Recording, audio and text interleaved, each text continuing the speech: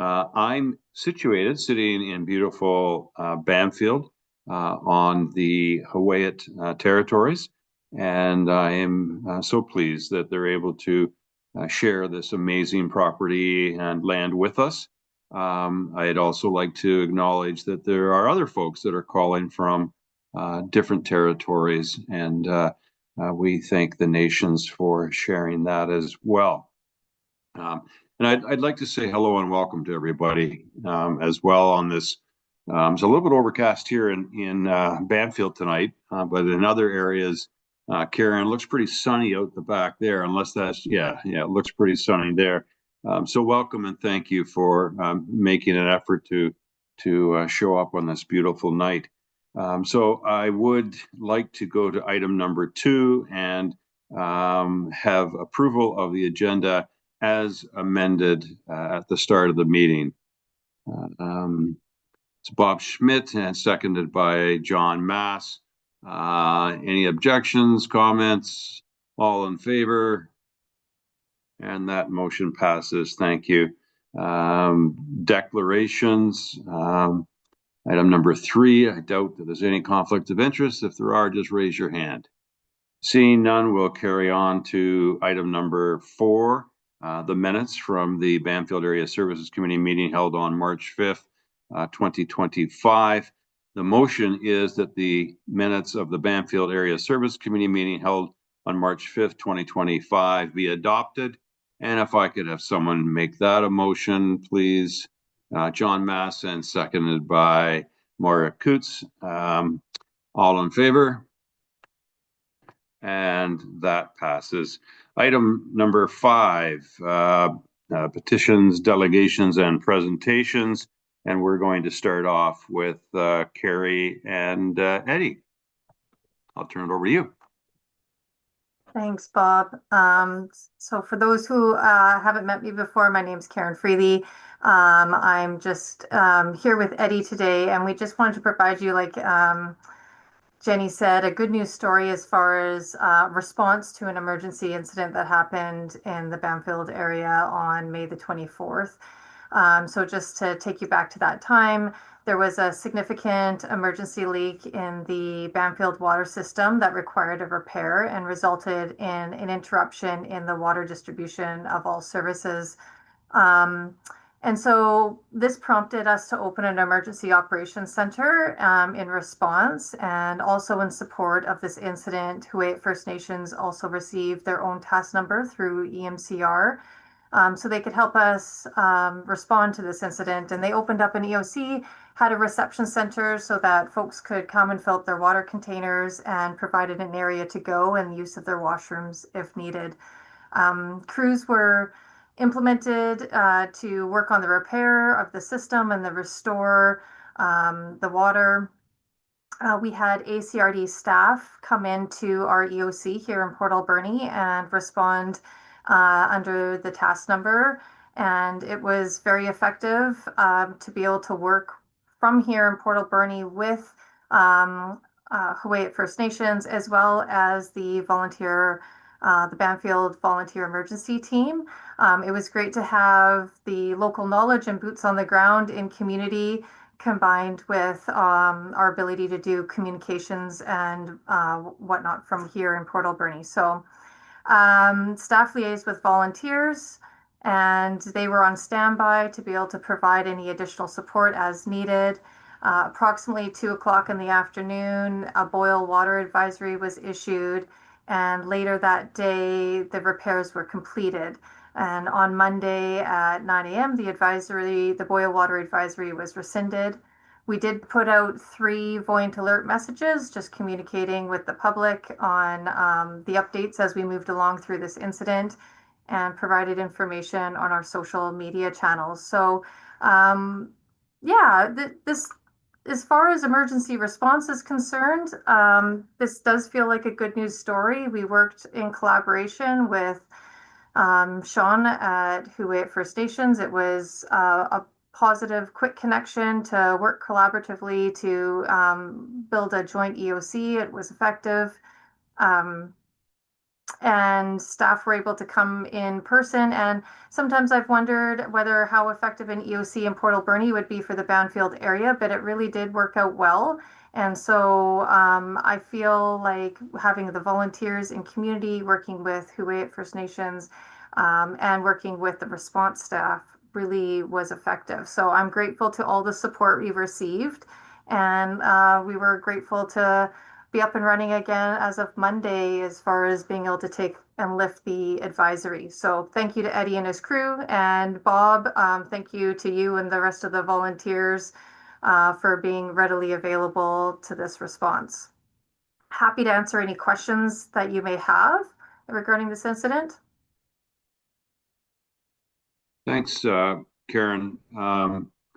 Just Moira, is that you're putting your hand up to say something? Oh, no. Well, I'm looking to see if anyone does want to say anything. While you're thinking, I'll just jump right in. And Karen, Eddie, you're absolutely right. I'm in Langford at the time, and the communications was excellent, both directly to me and then on the cork board. I really did appreciate that communication, the fact that it was coming from a strong, reliable source that was updated on a regular basis. At the board meeting on Wednesday past in Anakla, I did formally thank Huayet and Sean, and how appreciative the community was. And again, it's interesting, the cork board and the folks that commented, they were all so appreciative, even though they're not able to use their washroom or have a shower. All but one comment was so positive and thankful. So thank you for that, Eddie. I'm wondering, from the time the leak was found, how long did it take to procure the necessary supplies and make the repair? I'm a little bit curious. Yeah, thanks for that, Director Beckett, and through the chair. Good question. So, first communicated from Les Friday night around 10 o'clock of the severity of the leak, the location, and the potential implications that would have. We got parts. We liaised in the morning with Keith Looker, a member of our Beaver Creek water system team, who jumped and was ready to help. He liaised with City of Port Alberni. We got some parts from our Beaver Creek water system yard. We got some from the City of Port Alberni yard. We had them on site by about 12:30ish. I would say repair was complete for 5 o'clock. So Oh, we're great. talking about about 16, 17 hours. And then roughly, how long did it take before there'd be pressure up to norm after that repair was done? Yeah, so Les Butler, I mean, worked his butt off there. He was there the majority of the time spearheading it on the ground, and we had to actually, because once the repair was complete, he wanted to stay and pressurize the system and then get it all up and running as soon as possible. And he'd been on the ground for so long, it was like, let's just go and rest and get some sleep, and let's get on it first thing in the morning. He had most of it ready to go by Saturday night by around 7 o'clock. Yeah. So had the reservoirs filling. The reservoirs got, when he first reported at 10 o'clock, the reservoirs were about 50% capacity. Within an hour, they dropped to 35. And that's Wow. when the decision was made to kind of shut her down there. But yeah, he did a tremendous job getting it back online, filling the reservoirs again. And then Sunday morning, it was anticipated to take a little bit longer to flush the system and make sure there was a strong enough residual of chlorine throughout, to put everybody back on. But he had it up and running very early Sunday morning. Excellent. Excellent. Any questions from the committee? Then please pass on our most sincere thanks to everyone for their efforts. Thank you very much. And Bob, if I may just, Please. while I have this opportunity to speak, I'll just add that BC Wildfire Service has put a fire burning ban on Category 1 and Category 2. This is a different conversation, but I just wanted to extend that out into the community that that's across our region for the coastal fire region. So that's everywhere within the ACRD. So we do have a Category 1 and Category 2 burning ban on until potentially October 31st or until it's rescinded. And Karen, can you share what a 1 and a 2 are, please? Just so that if anyone was to ask any of our committee members. I absolutely can. I've got it written down here, so I'm happy to read it out, but I will mention, because it's a few bullets here, that it is also on the BC Wildfire Service website, and it does lay it out very well. So if people don't remember what I'm saying, you can always go there, or they certainly can email me, and I'd be happy to share. But Category 2 is material in one pile not exceeding 2 meters in height and 3 meters in width, or material concurrently in two piles not exceeding 2 meters in height and 3 meters in width, or grass over an area that does not exceed 0.2 hectares. And then, so that's Category 2. Category 3 is material concurrently in 3 or more piles not exceeding 2 meters in height and 3 meters in width. Material in 1 or more piles not each exceeding 2 meters in height and 3 meters in width. 1 or more windrows not exceeding 200 meters in length and 15 meters in width. And again, grass over 0.2 hectares. And this also applies to fireworks, burning barrels, burning cages, air curtain burners, and controlled air incinerators as well. Sorry, now I think you said 2 and 3, or did you say 1 and 2 at the start? 2 and 3. If I misspoke, it is 2 and 3. Number 1 is campfires, and that is still allowed. Okay, and bringing your crystal ball out, have you heard anything with respect to marshmallow fires? Yeah, we have received quite a bit of rain recently, which did help our cause, but I have been told that it's going to be a hot summer and to be prepared and be due diligent when it comes to wildfire precautions, and certainly looking across at our neighbors and other provinces here, it is a good reminder that we need to be careful moving forward. So typically, campfire bans particularly are just based on the weather. And as we move along, BC Wildfire, I'm sure we'll put a campfire ban, but crystal ball, maybe near the end of June, not really sure. Okay, great update. Thank you, Karen. Thank you, Eddie, for joining us. We'll move along. Are there any questions for Karen and Eddie? Just one last chance. Okay, thank you very much. We're going to go to Brandon to give us an update on the submarine water line, please. Thank you. Can you hear me? Sure can. Thank you, Brandon. Perfect. Well, good evening, everyone. My name is Brandon Powers. I'm a civil engineer with Great Pacific Consulting. We're the consulting firm that's been working with the district for the replacement of the West Bamfield submarine line. I'll apologize in advance. I think last time I had an opportunity to speak with you, I had a nice PowerPoint drawn up, and I unfortunately don't have one tonight. So I'm sorry that you have to look at me instead of a nice, pretty PowerPoint. So I'll try to be concise and as brief as I can here on an update on this project.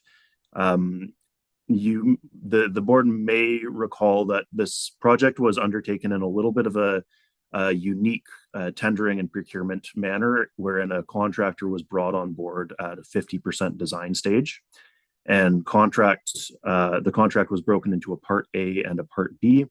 Part B being the physical construction and the implementation of the infrastructure, and Part A being the support during the design and permitting phases being obtained from the contractor. So at this point, where this project is we have a designed water main for implementation. Part A has been effectively completed at this time, and we've initiated the negotiations and the contractual arrangements to have the contractor complete the Part B. The plan is to continue with Fraser Burrard Diving, who was the contractor who was originally awarded this work through a competitive process.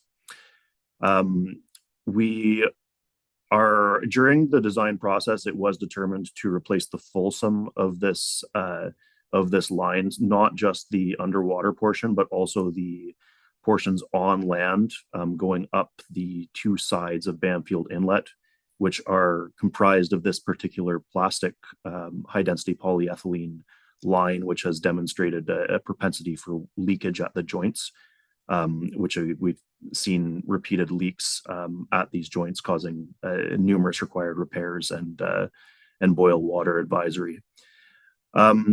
The current, what I'll say big item that we're pushing on right now is permitting. And so the big one is the DFO Fisheries Act authorization. I believe when I last had an opportunity to update the board, we had just been advised that the project would be going through an authorization as opposed to a less involved and less time-intensive process through DFO. These authorizations do take time and quite a bit of effort. I would say that the agency, likely in part because of the support from the ACRD in terms of putting together letters outlining the significance of getting this repaired, but DFO has been quite responsive and quite helpful in working through this. We're hoping that we can still achieve a expedited Fisheries Act authorization on this. But I do want to stress that these permitting processes are typically quite time intensive. That leads me to my next point of timelines, because I'm sure that's what everyone is interested in, is when is this piece of infrastructure getting replaced? There's a few things or a few constraints that dictate when this work can happen. The first and foremost is the reception of permits. The second is appropriate tidal windows. This work requires low tides, which only occur during certain portions of the year. And then the third is managing risks to the community, which, as we can appreciate, the population growth in Bamfield explodes during the summer, and mitigating both disruptions and risks of water main outage, as well as impacts to mariners in the area of Bamfield Inlet are all items under consideration. So with that said, while I would love to say that this is getting that we're getting a contractor on site next week to do this work, a few of those constraints are precluding that at this time. The tide windows in particular, there is a tide window in July. We don't think that we're going to hit that, to be blunt.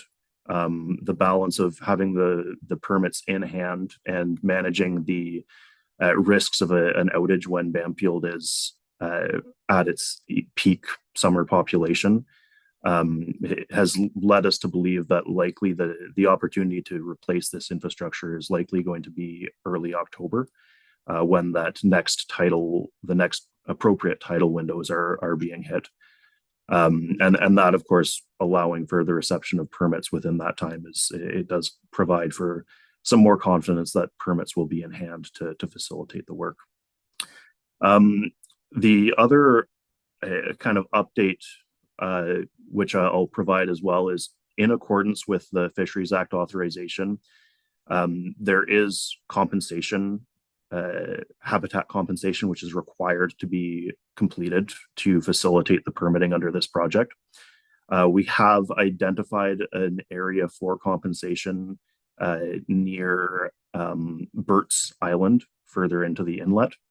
And so as part of this project, what we will have to be doing is planting additional eelgrass in this area, in this proposed area that we have found. This is what has been proposed at this time to DFO for their acceptance to facilitate this permitting. but that's just kind of a sort of a side update, that there is going to be also this environmental improvement aspect of this project that we're going to have to undertake. With that said, those are kind of my little updates that I've jotted on my little notepad here. I'm sure there may be some questions. I'd be happy to answer them to the best of my ability here. Thanks, Brandon. Bob Schmidt, go ahead. Yes, thanks for the update, Brandon. Appreciate it. This may be a better question for those who are going to be dealing with the Bamfield Water System annual report coming up, but I noticed there was a real spike in water loss in the last year. Do you have any idea from your role whether the submarine line is leaking significantly right now, or is that a better question for the ACRD representatives? That may be a better question for the ACRD representatives, and I'm not sure if Eddie is able to comment that. I do know that there has been, over the course that Great Pacific has been working on this line, there has been numerous leaks, but the scale and the correlation to any indicated water usage would not be something I'm necessarily privy to. Yeah, and I'll jump in there through the chair, and thanks for the question, Bob. We currently don't feel that the submarine line is leaking. We don't have flow indicators on the line currently, so it's hard to tell 100%. But based after our last repair on the system's consumption levels, we don't feel it's leaking. When we look at the annual report, and we'll touch on it there were 2 significant leaks on the line that we feel caused the spike in unaccounted for water loss, but those have since been repaired.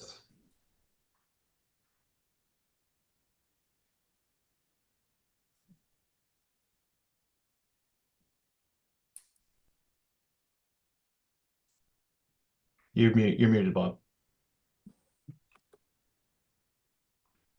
Thank you.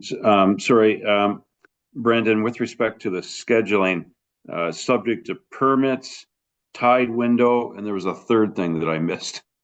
Yeah, so the third item in consideration for that is the risks to the community.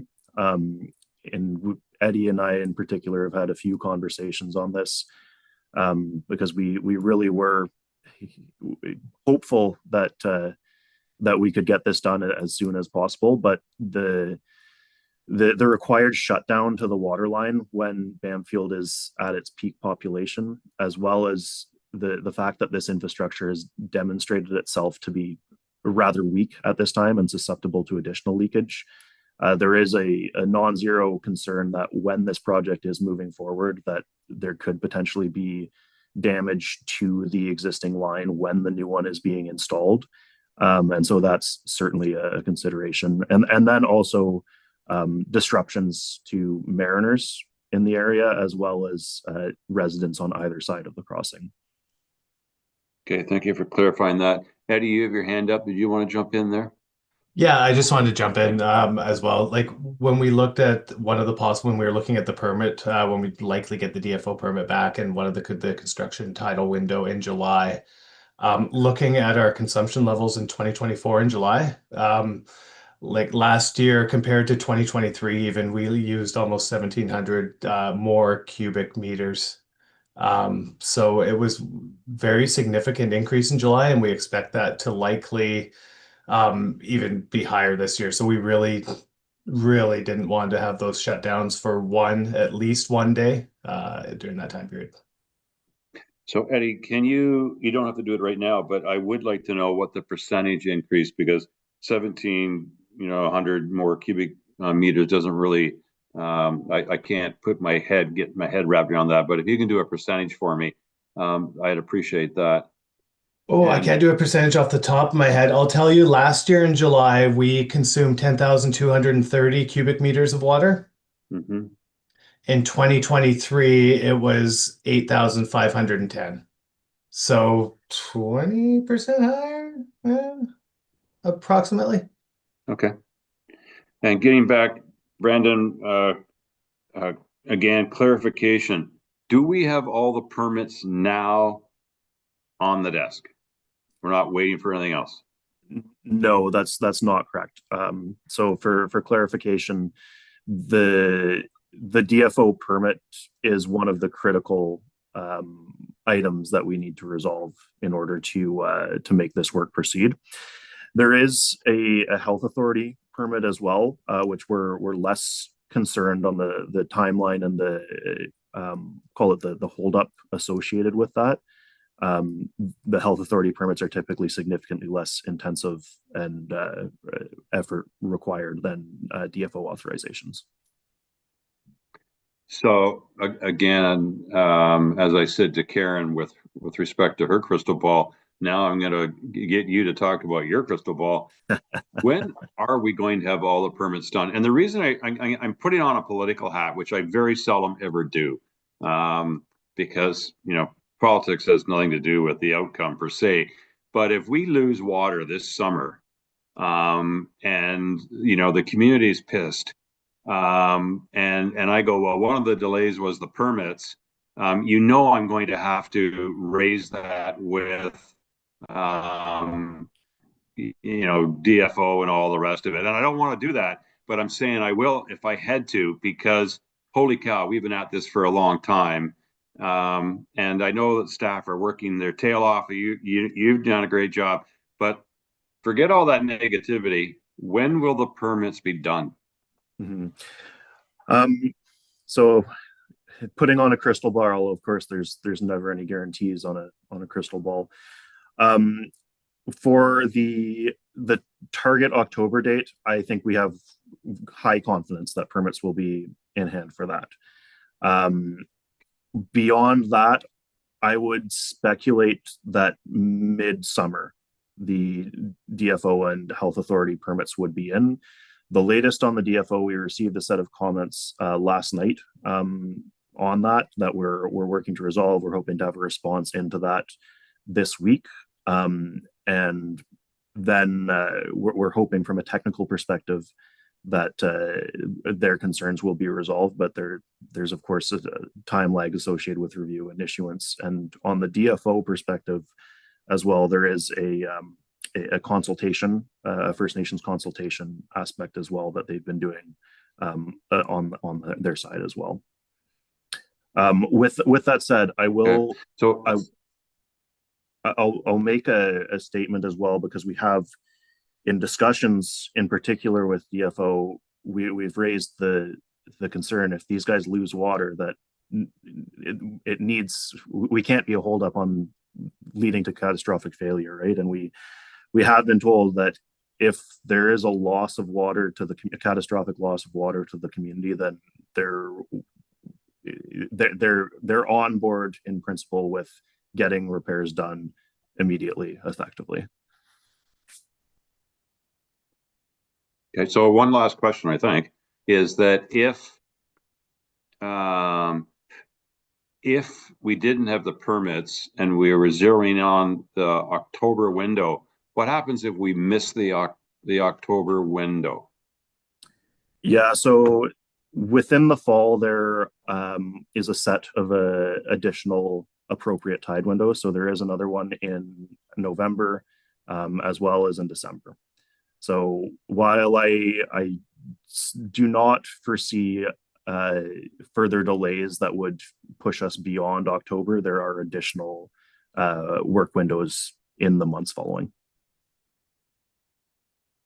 Okay, so obviously the reason I asked that question is October is probably a nicer month to work in than November, December. And I would be not happy if those permits weren't in place, and we keep pushing this out. But anyway, that's all I've got. Anybody else have any questions or comments? Follow up? Well, thank you very much, Brandon, for that, and for your comments as well, Eddie. And I know, Brandon, you're working very hard on this, and I appreciate it. I'm almost as anxious as Les is in getting this new supply in. So we'll leave it at that, and I'll say goodnight to you, sir. All right. Well, thank you very much. Appreciate the opportunity to speak with y'all. Excellent job tonight. Thank you. Take care. Bye.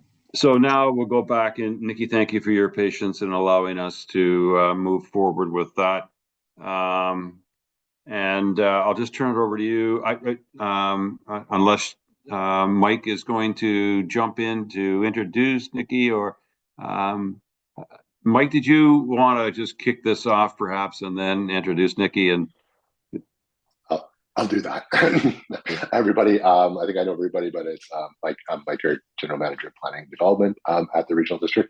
I was involved in a community project starting back in 2017 to expand some parking in partnership with the community and the Ministry of Transportation. There were some questions about parking had come out of the last Bamfield Services Committee, and so I asked to reach out to Mott staff, and I contacted Nikki and asked if she'd come and just give an overview of the province's regulations around the roads and parking and what they could do. And I think Nikki has some comments, so I will turn it over to her. Thank you. Thank you. Thanks, Mike. So I'm Nikki Schneider. I am the operations manager for Mid-Island with the Vancouver Island District Ministry of Transportation and Transit. So yeah, Mike Erk had reached out to me and asked me to just come and speak to the group regarding some of the parking concerns that I guess the community has been feeling in Bamfield and what type of opportunities exist. I don't have any materials with me, but I do have a number of resources that I can also share if there's an interest after and once any questions have come up, and we can talk about those as well. So I know that the community has been talking about parking and potential solutions for a number of years. Just in preparation to come sit with you folks today, I did look through some of our files. And so I understand that like this goes back to about 2013, at least in our files, for talking about parking. And it sounds like the ACRD is interested in working with the community to develop something that suits their needs. So I'll talk a little bit about what we can and can't do with the Ministry of Transportation. So my mandate as the operations manager and as a part of the ministry is to oversee the operation and maintenance of the public roads that are in Bamfield and throughout the Mid-Island area. And I know that roadside parking it's a blessing or a curse for communities, depending on where we see the majority of people trying to park. So the best way forward here, and I think it's been mentioned a couple of times, is for the community to come together with the ACRD to talk about what would be the desires for the parking in Bamfield, what areas would be most appropriate, or where we're seeing the majority of that traffic coming through, and we can come up with a parking plan kind of in collaboration and look at opportunities for what's a license of occupation. So a license of occupation is one of the kind of tools in our tool belt here to allow for maintenance and operation of a parking area within public road dedication. So I know that in Bamfield, there are a number of road dedications that are both constructed and unconstructed. So unconstructed road dedication, sometimes it just looks like a piece of forest, but it is formally dedicated as road. So there may be opportunities there to pursue developing a parking area. And we would be looking for the ACRD to drive that. And that can be in collaboration with the community, but it is most often the regional district or the municipalities that approach us to develop a parking area or a parkette or something of that sort so that they can kind of, in using the forecasted needs of their community, they can manage that a little bit better. In terms of the things that or where I'm limited with the ministry, and I'll be quite candid, is we do have limited abilities delegated to us through our legislation to enforce parking regulations. So we do have this Section 62 of the Transportation Act that talks about derelict or deleterious material on the road dedication. So I don't know if Bamfield has felt it, but we do that in some of the other rural communities where people dump old vehicles, garbage, RVs, and abandon them. And so on a first offense, we can tow them. And we do that in collaboration with the RCMP to declare those items abandoned. But we are limited in terms of our ability to enforce. So we have implemented things like no parking signs or no overnight camping signs.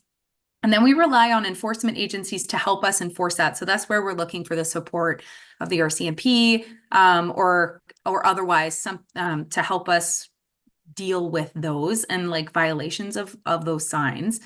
I know that we do have some private owners, especially out in Bamfield, that have blocked some of the parking, or that have maybe put up some signs.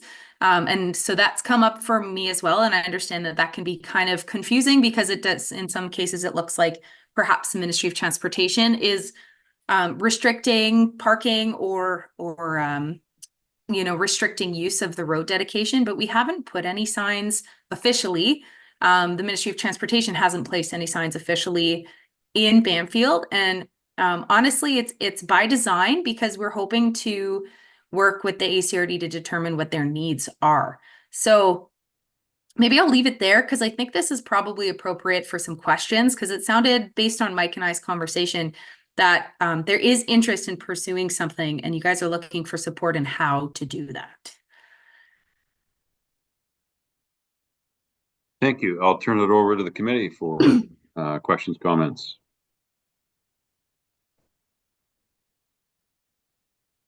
Go ahead, Bob Schmidt. Well, first of all, I apologize for the barrage of questions that I sent to Mike and probably made its way to Nikki. As you can tell, this is something we're trying to get our heads around. And with the improvement of the road to Port Alberni, last summer was the first summer where we were starting to feel the impact, which will probably only get worse. And it was to summarize, it was somewhat chaotic last year. Yeah. So some of the concerns I had a whole range of issues that I wanted to kind of raise, and I don't know if you want me to take them one by one. Maybe the first one would be safety, is that there's a real safety concern at the bottom of Bamfield Road just before you hit the four-way stop, essentially between the turnoff to Ostrom's. And in particular, I think last fall there was a vehicle that was parked there for quite a while, way out in the road. But even when people are parked more responsibly, though, it kind of narrows down to one lane. So that's sort of the one concern, is that really even an appropriate place to permit parking, and whether that should be blocked off just to ignore the safety concern.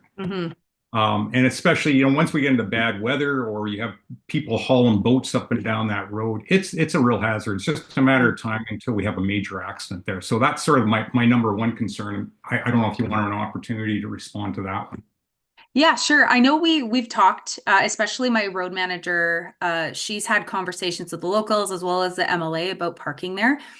In situations where people choose to park in unsafe locations, we do oftentimes, we'll call the RCMP to help us see if we can move people along. People who park in places for long periods of time, typically, again, we're like partnering with the RCMP to try to contact the owner of the vehicle. And then if they don't get in contact with us, then we can go through the process of declaring it abandoned and moving it. There are, I will say, because I have had conversations about that narrowed section and how it can feel kind of like a bowling alley. It feels really tight. And once you get those larger vehicles in there, that it does become a concern. So I do recognize that there's something there.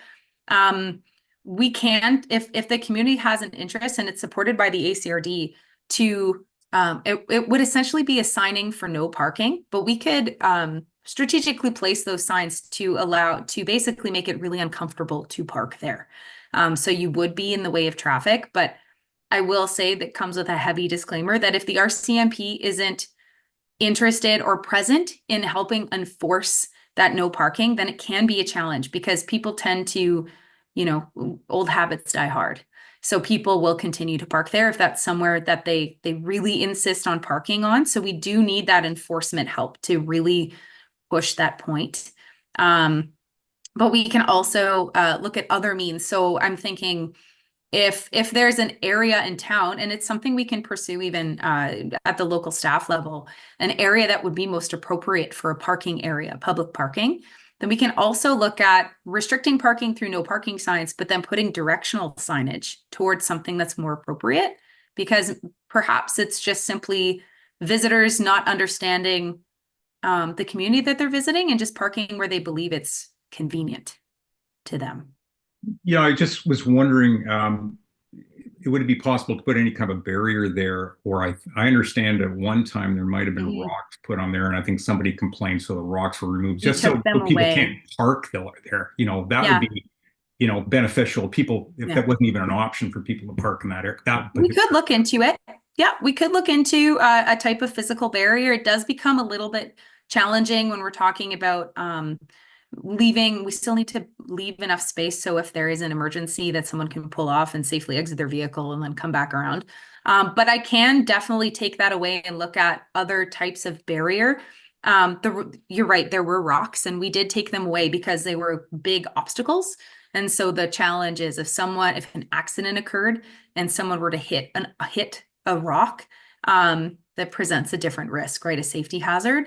But a barrier, engineering goes into how the barriers work and they deflect you back so you wouldn't have like a catastrophic crash. So I can commit to taking that away and looking at opportunities. Maybe I can place some stuff. And I can work with Mike about what area in particularly you guys are seeing the biggest concerns in terms of like that parking and narrowing. Right. And there are some similar issues perhaps along Frigate Road. Not as big of an issue because you're not coming down a hill, but it gets really tight. Like last year, there were vehicles parked on both sides of the road, so it really narrows down to one lane all the way along Frigate right down to Grappler Road and to the boat launch at times, which is again a hazard, especially for breakers marina when they're hauling boats in and out of there. But anyways, I throw that out.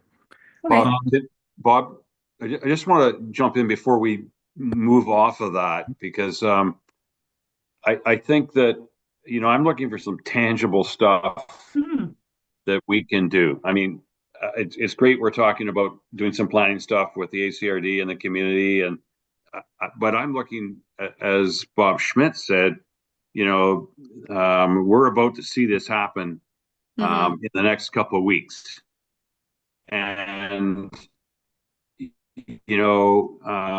Nikki, you mentioned that we have to be careful. Someone put rocks there before, and you wouldn't want someone to run into a rock. Well, we're going to run out of cars if we don't have some form of barrier there.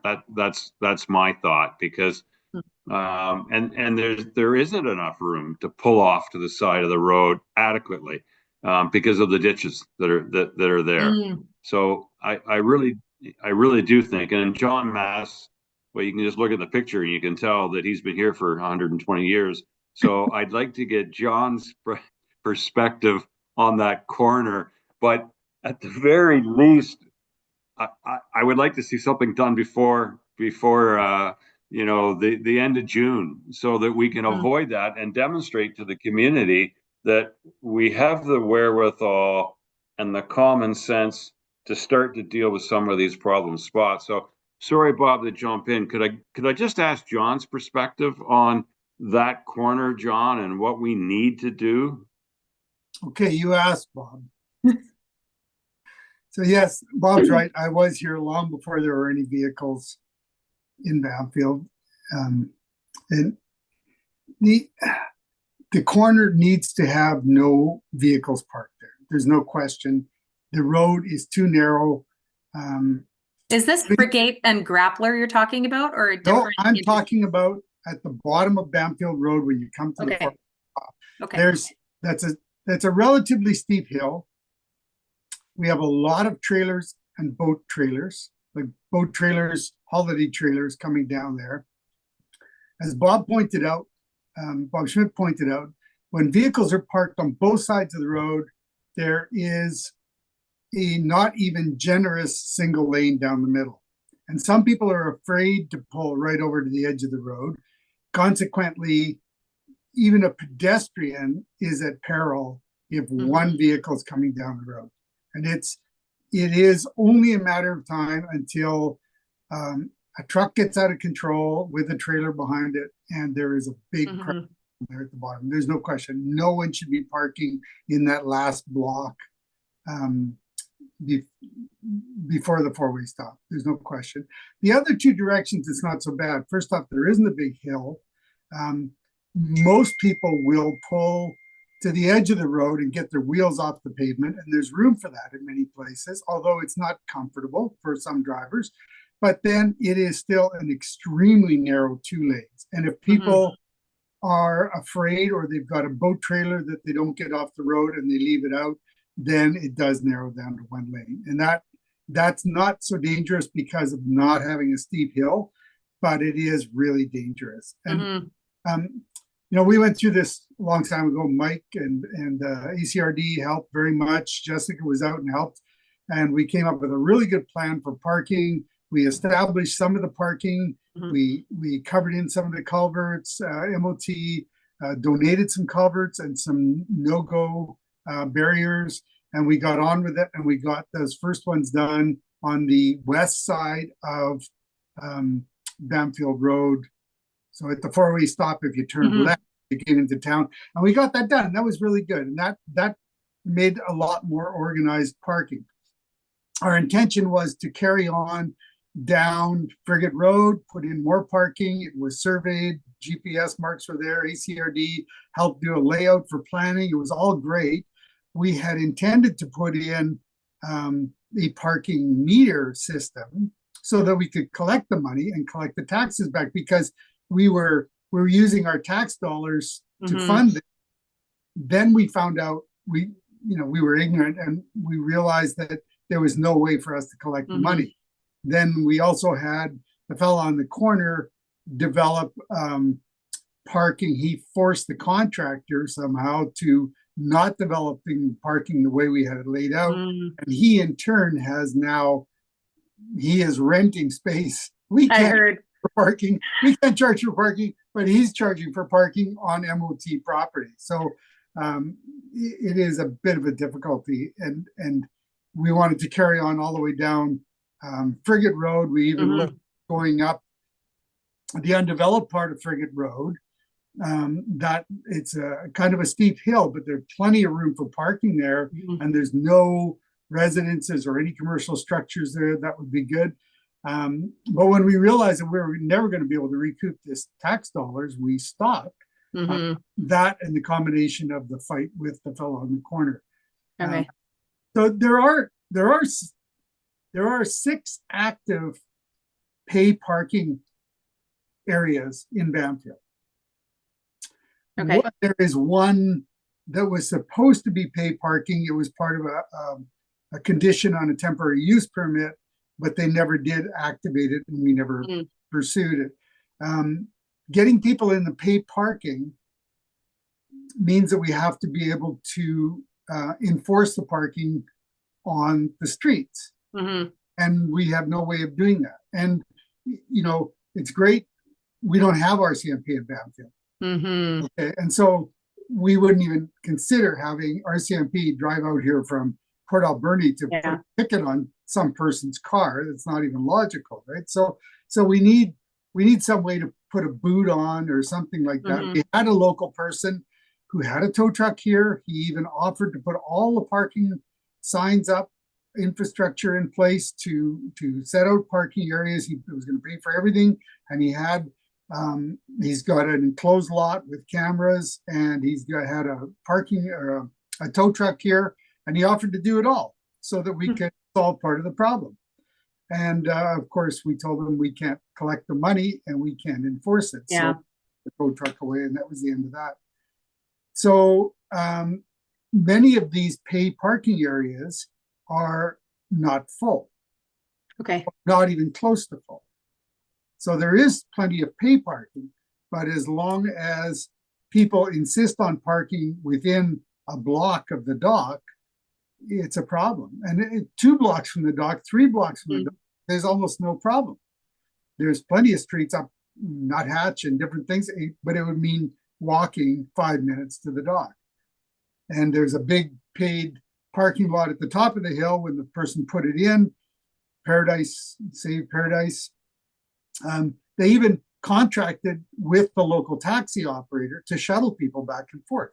So they didn't have to walk down. It's a dangerous place to walk because there's no pathway beside the road there. They did contract to that. They've since stopped that contract. They just refer people to the taxi. I don't know, what else can I add, Bob? Did I answer some of the questions or cause more? You did, and I'm going to flip it back to Bob Schmidt. But I am, before you leave tonight, Nikki, going to circle back to the fact that I absolutely would like to see us put up a barrier at the four-way on Bamfield Road, just because, and so, because someone has illegally put up no parking signs there again. I heard, yeah, that I actually just heard that today, and it sounds like, John, you spoke with Jessica today. So I have learned about that. So I am looking into that, and Jessica will be going to Bamfield next week. So I've asked her to check into that. And at the same time, I'll have her take photos of the area we're talking about to see what type of barrier situation, or just like a restriction, what type of opportunities I might have. Right now we are seeing like our budgets are limited. So I am going to be kind of taking that lens as well. But I hear what you're saying. And especially if there's some paid parking that may be available, perhaps I could also ask for the group or even Mike to forward me the locations of where that paid parking is, because maybe we can also enhance directional signage to help direct the public to those paid parking facilities. And so not only would it be enhancing a restriction to try to discourage people from parking, but giving them the tools to find what's actually available in the community. And starting to educate both the community and the visitors. Thank you. Go ahead, John, and I'm coming back to you right away, Bob. Go ahead, John. Oh, so go ahead with Bob. I'm sorry, you said you're going to go with Bob. Go ahead. Go ahead, John. If you've got something to add to that, go ahead. Yeah, a couple things. One is, I'll go with Bob. I'm just going to make a note. Just go with Bob. Let's just make a note here. Thanks for your patience, Bob. Oh, no problem. Well, thanks first of all, John, for that history. I didn't realize did you say you predated the road to Bamfield? Bob was referring to how old I was. I said I predated automobiles. Okay. Anyways, yeah, sir, I recognize there's an enforcement issue, whether it's MOT, ACRD, or something local. There's some real challenges. So I don't dismiss that. But another concern I have, and again, that was seen last summer, particularly with the improvement of the road, is the proliferation of boat trailers out here now compared to, and I've only been here, three summers, but I noticed a big difference last year. Okay. And they take up a ton of room along there. Sometimes they're wider. I even found that they were parked right near the boat launch area, whereas usually there's day parking people, parked perpendicular there. Well, there's a couple of trailers, vehicles with trailers that took up, I think I counted about 8 spots for day use parking.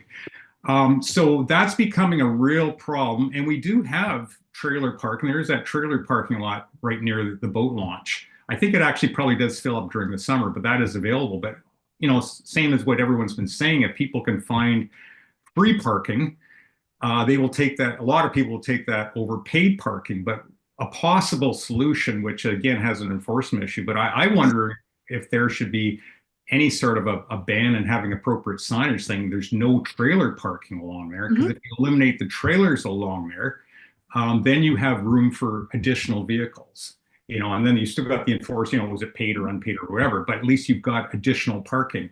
Because there's also some trailers that are abandoned along there too, that stay there all year round. They're just sitting there in the ditch as well.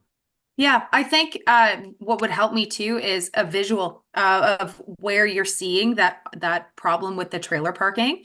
And I can take that away and come back to the group, probably come up through Mike Erg again, and look at the types of signage, because there are some types of like restricted parking, like we've got the no overnight camping.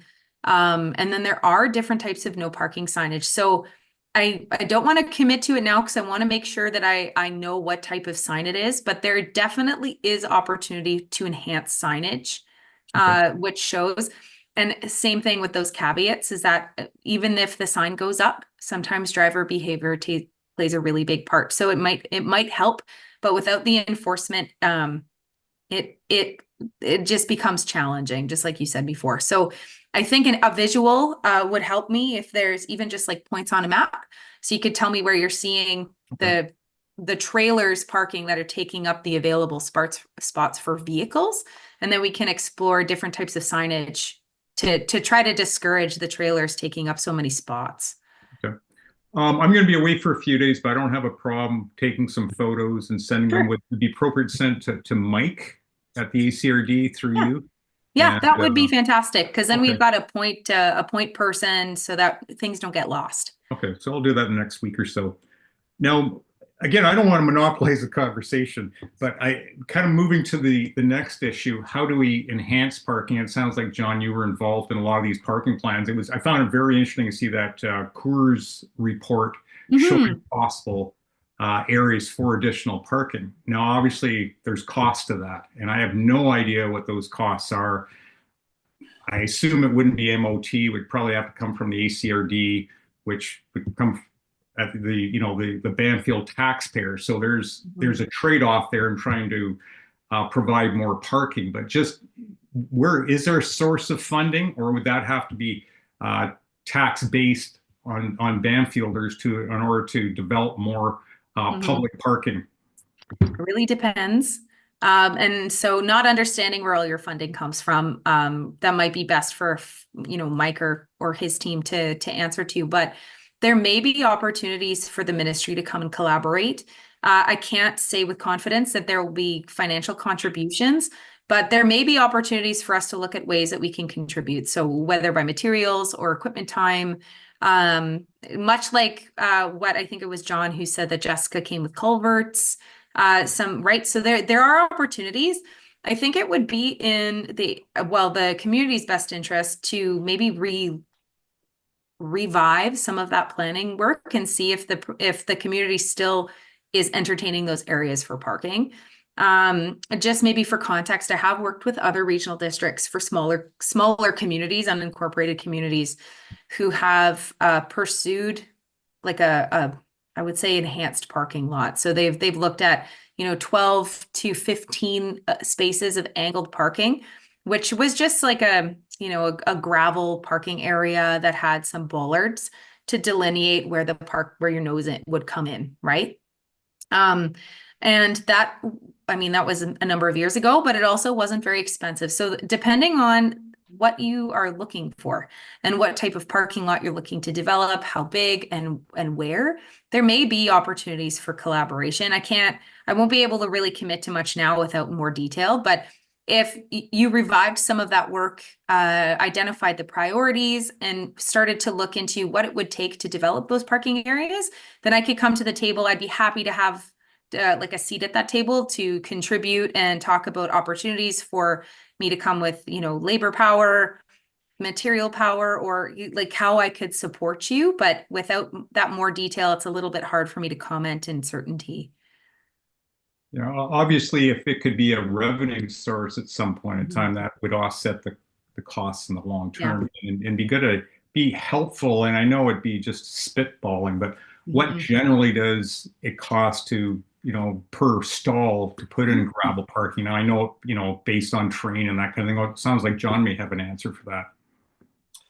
I do from when we did it, Bob. We did the ones there that are existing now and the plans going forward. At that time, that's probably 5 or 6 years ago almost now, they were roughly $1,000 per spot. And that was with the donation of culverts from MOT and bollards or like the no-go barriers. So that was about $1,000. It depended on the substrate and what had to be done for preparation, but that's where we were looking at. So $15,000 we were taking out of our grant and aid money, and then moving forward and making 15 spots with it. $10,000 making 10 spots, and that's how those other spots were developed. But that when we realized there was no way to recollect that money, and then we got into the big fight with the neighbor, things just kind of went sideways and took the wind out of our sails. Yeah, well, that's actually really helpful to know. It's a little bit more reasonable than what I thought it might be, John. And again, if there could be some kind of recovery through paid parking, which has its own challenges of, enforcement and everything like that. But that could be offset over time and increase that, which is probably a bit of a nice segue into my next point, more of a planning issue as far as, and sorry, John, you being on the west side, I hope I'm not going to be unpopular, but I have a real concern about some of the development plans on the west side to subdivision and increasing number of lots over there, which each lot will probably require at least one parking stall, probably mortgage as well. And my personal view is, and I'm not representing anybody else, is that it should be the developer pays if you're requiring off-site parking, and the west side development requires east side parking. People should be, first of all, locating parking probably in the interim, but be probably paying towards increasing the same number of stalls that they require in the long term.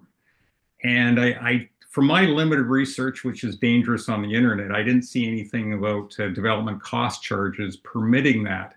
But would that be something to at least consider? I'm not expecting an answer right now, but longer term is to require any development, not only, I guess, west side, if it's on the east side where you require, off-site parking, but particularly on the west side, because it's a requirement, you don't have much choice, to start requiring a payment similar to development charge at the time of development or subdivision or whatever, to contribute to increasing parking over time. So you've got funding coming in to increase expansion of parking as development grows over time. Long-winded question, sorry. I can try and quickly answer that. So when we're doing redevelopments, especially when there's a rezoning application involved, we are requesting and making it a condition of the rezoning that if it's for example, if it's on the west side, that there's off-street parking requirements require X number of parking stalls, and that they have appropriate parking on the west side, for example. So that would be a condition of rezoning. And then it would be covenanted that they would maintain that space, and those are the discussions we've had with the rezoning applications. Where it's a subdivision application and the zoning's already in place, it dates back to the original 1973 zoning bylaw, then we would make a recommendation to the approving officer that they require that parking space, and the regional district would be willing to be a holder of the covenant, for example, saying that that's how that's maintained and demonstrating that they can meet parking on the east side. Where we are limited in is if the property is existing, if the vacant piece of property, somebody builds a house, they're just allowed to build a house. It's a non-discretionary permit that they apply for. Local governments have to issue those kinds of permits, and so we don't have the same discretion. And I really did appreciate all the questions you sent ahead of time, Bob, because it gave us a chance to read them and sort of I'm prepped for them so I can answer some of those questions. So around development cost charges, those can only apply to services that the regional district runs. So currently, development cost charges only apply to water. Is the only one that the board's applied. So, and I don't know, I'm off the top of my head, I don't know of any other regional districts that apply development cost charges to roads. I don't think that applies. The only thing that's remotely close would be the Salmon Beach area. All of the roads within Salmon Beach are owned by the Ministry of Transportation, and there is a local service area that collects taxes and those funds, that area through the regional district pays for maintenance of roads within Salmon Beach. Yeah, I think the timing is of sort of getting our heads around this is pretty critical. At the last APC meeting, there's that rezoning application for 20 additional lots. And to me, that's sort of a critical juncture to start looking at this, because if that goes ahead and we have 20 new lots, we're going to need at least 20 new cars. And I was a little surprised with some of the views of some of the APC members suggesting that the ACRD should be responsible for providing parking, whereas I don't really see it as a taxpayer-driven expense, and it should be more of a developer-driven expense. But that's just my opinion. And as far as my recommendations out of those things, it will be that the applicant, the developer, provides the parking and demonstrates how they're gonna do that. Okay. John, do you have any, being a West Side resident, and I know you're doing some subdivision, do you have any thoughts on that, just out of curiosity? Yeah, it's logical. I mean, both ways. In my rezoning application, I made an agreement with Paradise Parking, or Save Paradise, so that I could have that number of parking spots there in advance, so that when we develop, we've got them, and they're there. And I would like to see, like many communities do, especially communities that are restricted in area, like ours is, and water, that we would have a very large public owned, like ACRD owned parking area or structure, could even be a multi-level structure, so that when people come into town, now this will take ages to do, and it would be a taxpayer driven unit. It would have to come off that. It could also be a development charge as well. Then it could also be money collected for use. Mm-hmm. So there'd be 3 revenue streams coming into that. And I think that would be logical. Now that's a bit, way pie in the sky, but we're only 2 years into this paved road and we can see the nightmare already. And think of when it's 7 or 8 or 10 times greater. There's no question we are going to draw more people. Even in the winter now, we're seeing day people here, and parking that's busy, where it used to be even the parking right up from the dock wasn't full. Now it's full. It doesn't matter. November, December, January, it's pretty busy. So that's my thoughts. I agree that we should do it as a community. I agree that we should do it as a taxpayer base all across, as a tax requisition across the board. Also a developer requisition, just like we do with water, and then a user pay. And all of those, that may come over a period of 10 years, that then the tax requisition could be taken away. That once the loan is paid and the user pay solves the problem. But if you look at something like Paradise Parking, I don't know what they can park in there, 100 cars maybe, or 85 cars, I don't know what it is, but that could be 3 stories, and there it's simple. It's minutes from the 4-way stop, minutes from the dock, and it could solve a ton of problems. We looked at using the Centennial Park trailer parking area.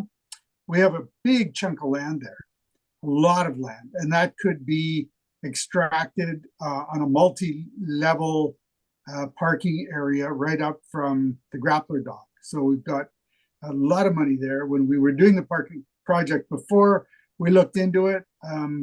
We got a quote that was not realistic to extract the gravel, crush it, sell it, etc. And it was not logical to do it. But there's an opportunity there as well. Yeah. There's a big piece of land that we have that crown lease on, and we could make use of that. I will just because it's come up a couple of times, and I just want to make sure that I've taken the opportunity to say it, is that I hear that there's an interest in generating revenue, right? So recuperating any costs that would come for that type of stuff. There will be, or there is limited abilities for the ministry to collect money for parking. Mhm. And so because our legislation has doesn't delegate us that authority basically to be able to collect fees, I wouldn't be able to delegate it to another agency. So if we're talking about parking development in the public road dedication, then that ability to collect fees to recuperate any costs would be very limited. So if there is an opportunity for the community or the ACRD or whomever through development, there's probably many mechanisms to pursue like private land or otherwise like a different type of tenure so that ability would be there. It sounds like that might be a good option, just because then you may have a better ability to collect fees. Sure, that's understood, Nikki. That's why we Yeah. came to a screeching Yeah. for. I did, Bob, are you done? I had some more questions, but you go ahead, jump in.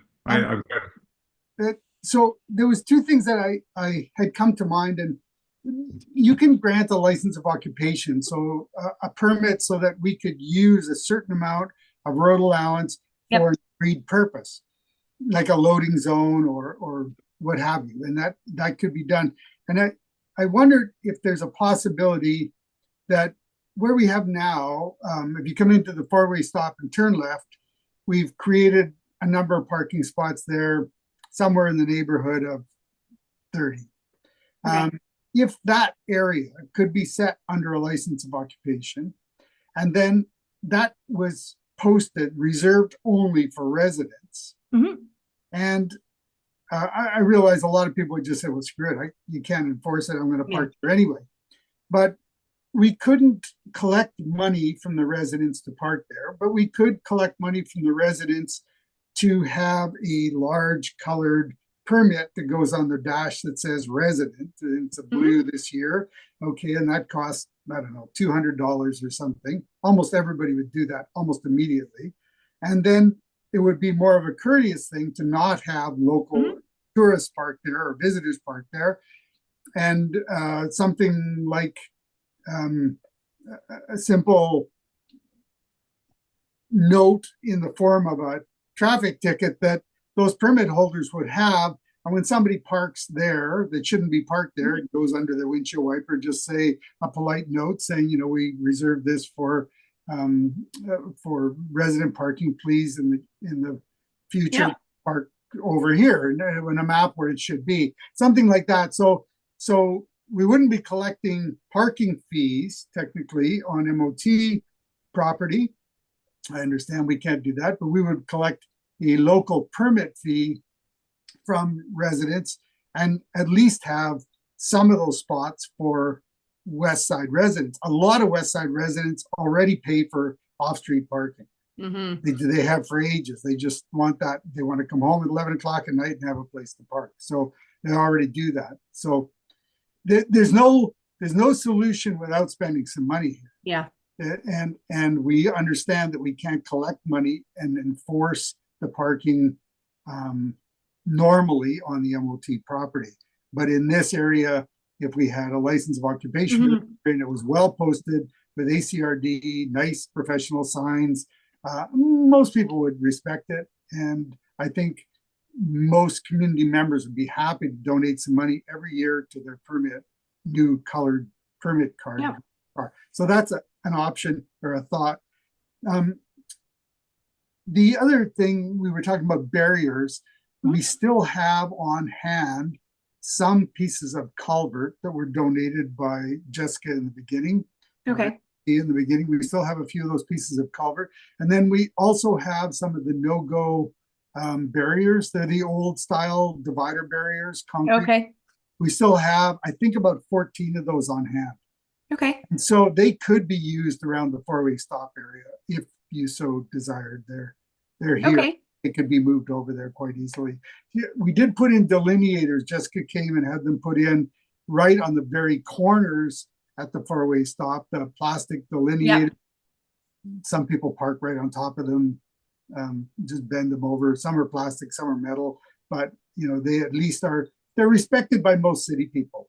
They come here and they see a sign, they kind of respect it. And it'll take a number of years to get people to begin to adapt to whatever we do. Yeah. That's all I've got. Thanks. John, I was a little intrigued that a little while ago you mentioned about other potential public lands that could be used for parking. And not that I'm a big advocate that we've got a responsibility to provide parking, but obviously if it's not provided, we live with the problems. I'm not against private parking, people making and earning a dollar off of that. That's fine with me. My big concern about private parking is that at some point in time, the highest and best use becomes a higher usage and it gets sold off, you know, whether it's Brent's Place across from the market or Pay Paradise. You know, Pay Paradise was listed at one time, Brent's Place was listed at one time. So So if those are long-term solutions, fine. If people can make money off it and alleviate the parking problem, that's great. But the problem is, if those are ever sold, then you've got a bigger problem if you lose all those spots. And that's what concerns me, not having it in the, whether it's MOT or ACRD land and not, having public parking. I agree. No, I think it should be our own land. It should be community land, whether through the ACRD. And that's why that piece in the corner of Centennial Park, we've got it already, and it's got hundreds of thousands of dollars worth of rock sitting on top of it that we could make some of the money selling the rock and then expand the parking lot and collect for the parking. And even as it is there, I think I can't remember, $7 a day or something to park your trailer in there. People still avoid it and park on the street if they can. And some people park the trailer in there and don't pay. So we've always going to have those problems.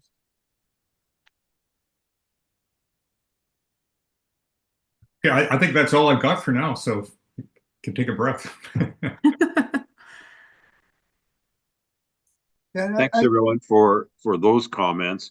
This isn't my idea, but someone also mentioned to me that if we had a valet parking spot in the core where someone comes into town, they park their vehicle, they phone the valet number, and someone with one of the commercial parking spots comes down, picks up the vehicle, takes it back to their spot. So again, that whole convenience thing. But at any rate,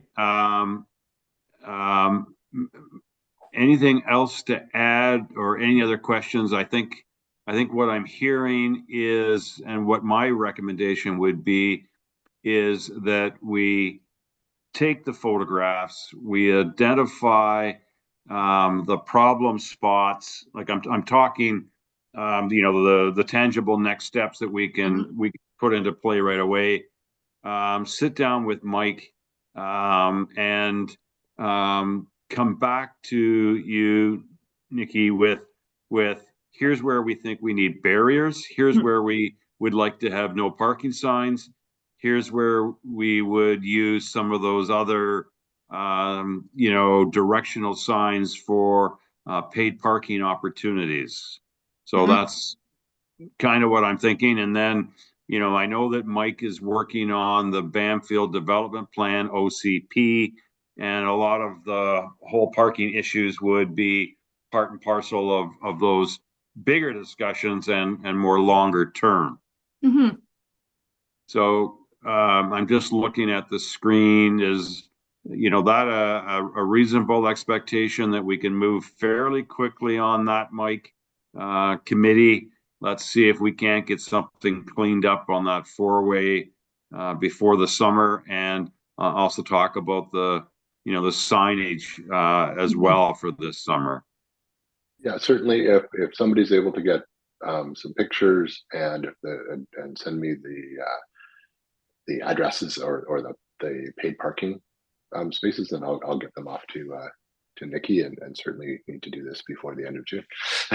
Yeah, and because I do have staff going out to Bamfield next week, even if I can get an email that talks about the problem areas, and I'll have them go out and do some measuring, take some photos as well, so I can get ahead of it. So then I can use the information received from the committee as well as our staff's information to start figuring out the plan, and then I'll continue chatting with Mike about implementation and how quickly we can get something done. Yeah, and I don't have a problem undertaking that. And I will be away starting tomorrow, probably till Sunday, so I might not get it till next week. But if either of you want to take your own photos and send them as well, but I'll go down there and try and take pictures of the problem areas. And probably that day there won't be any, but I'll keep trying until I find them. Thank you. Well, yeah, we can do aerial on Google Earth and just highlight those areas. Yeah. Yeah. That would be helpful too, just because then I can ask Jessica to go and set her eyes on there in person next week. So even a Google Earth with a highlight or a circle would do, and then we can go and take a peek as well if that's convenient for everybody. And I'm here next week, most of next week when Jessica's out. If she wants, I can I can work with her then. Okay, yeah, sounds good. I'll let her know. Yeah, Appreciate that, if you need any John. help, I'm around next week too. If you want to talk to a local complainer like me, feel free. Yeah. Sounds great. I was going to say if Bob and John are available next week to meet up with staff and do a quick tour. I know I'm sure your staff have other things you're doing in town, but if they could, if John and Bob are available to meet with staff and take an hour to walk through everything, that would be great. I'm afraid I'm heading back to Victoria on Sunday and then back up hopefully for the rest of the summer after that. Okay, Yeah, I well, will. I'll chat with Jessica too and see if she can organize something with both Bob and John as well while she's out there. that would be great. Thank Much you. appreciated. Thank you so much for your time, Nikki. I'm going to let you go because it has been almost an Thank hour you. and a half that you've patiently participated, and so thank you very much, and enjoy the lovely weather that we've got coming up.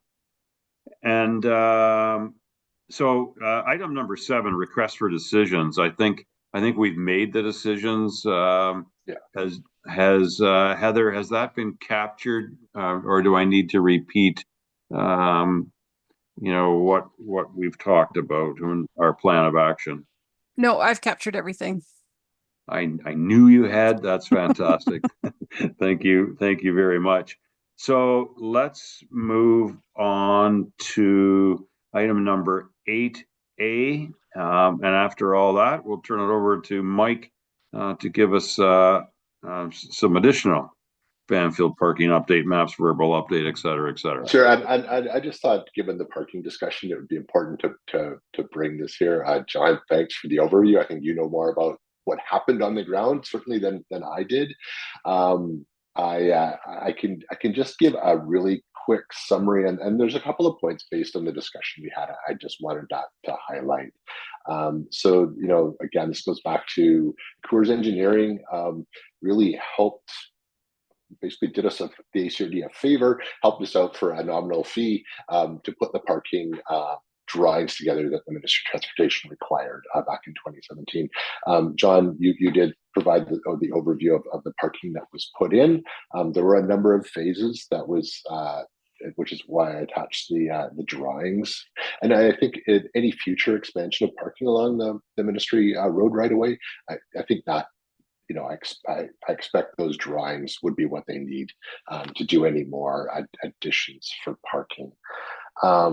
The work was done mostly through volunteers and some funding. What my notes from back then was that it was community affairs funding that had done it, and then again just the map highlighting the areas that were done, which I think everybody's aware of. I just did want to quote when we originally had looked at this, Main Road Mid-Island was the contractor at the time and did provide a quote to give us an idea of what the overall cost would be back in, I think it was in 2018, and it was about $150,000 to do the work if that would have been to do everything that was proposed at the time, just to get a sense of that, of what it was back then. There may be opportunities to reduce some of those costs. The other thing I just wanted to talk about was we don't have a service. So the regional districts operate, and those of you who have heard Terry talk, there's like 50 plus services at the regional district, and each has their individual budget, and we can't spend money on services as far as the work. We can do the planning work because that falls under the different planning functions we have. But to actually run a parking service, or if the ACRD was going to use tax dollars to construct or manage any sort of parking service, or we would need to create a service first, and there would be a process for that. And if that's something that Bamfield's wanting to look at, that would be need to be done through the board.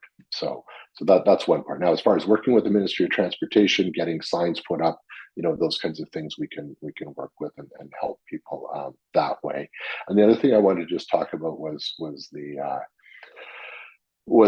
when development happens, and I think I already mentioned that. And if there's any other questions around any of the things I've gone over or that we talked about with Nikki, I'm happy to answer them. But I think I'll pause there. Thanks, Mike. Go ahead, Bob. Sorry, me again. Just a bit of a technical issue for you, Mike. And I don't know if you have an answer, it may not be your expertise, but I was a little intrigued with these the Coors report showing diagonal parking along Frigate Road and part of Grappler. And I was just wondering from a technical perspective, if you had any thoughts on how difficult would that be to change to that in light of the drainage ditches there? Like, I don't know if that's a small fix, or do you have to move all the drainage ditches, or would that be a very expensive item or a minor thing? And maybe John might know. I don't have the technical costs. I would go back to the original quote we had from Main Road if they were going to do the all of the work. The ministry, my experience, and I know that the ministry is always concerned about drainage. They're wanting to make sure that flow, basically any water that hits the road that's into a ditch and properly drained off, doesn't create a road hazard and doesn't create a problem for any private property. That's one of their main priorities. However that is done, and then the other part would be managing diagonal parking. That may be a problem because the cheapest way to do it is gravel. Yeah, I can add that slightly. The drainage that's there, like the diagonal parking off to the right going down, it's called Grappler Road there. I think Frigate Road goes into the bush, but Grappler Road goes on down toward Centennial Park. Off to the right, diagonal parking. We would do the same thing that we did with the other parking, and we'll put the water flow underground into culvert and then gravel over top of it. So you're parking on top of it. You could move the drainage ditch a little farther inland, but then you're taking up part of the parking space unless the upland owner would be amiable to having the drainage ditch on their land, in which case we'd have to put concrete barriers there or something to bring the gravel up to. So the logical thing would be just like any other town, you simply put culverts in where the water flow is, and then cover them over with gravel and park on top of that. And like Mike said, the water that comes off the road still has to get to the ocean somehow. So you have to make way for that. But that's what we were doing before, that we simply, all that stuff we did up like by the motel, we just put the water underground, we put culverts in there. Okay. So and culverts aren't a major expense, John? Like I'm coming from a point of ignorance. Yeah, it's all an expense. Yeah, it is. I mean, the gravel's an expense, the labor is an expense, the machine work and the planning. It's all an expense, and it's an extreme expense because even if we create a service, my understanding is we cannot collect the money from the parking, right? Yeah. So, and when we first laid it all out, we were ignorant of that. We thought, well, that's great. We can collect the money. We can have a part-time job for someone to do it. We even priced the boots that go on tires because we don't have a tow truck here at that time, so that we can boot the cars if they didn't pay their bills, etc. And those automatic parking, the parking meter system, it will record any infraction so that if somebody comes back to town and they want to put their license number in, it'll already flag them because they've got an outstanding infraction from last year or something. So yeah, we delved pretty deep into it. And the culverts, I can't tell you off the top of my head, a 24-inch culvert would probably be in the neighborhood of $500 each, 20 feet long, something like that.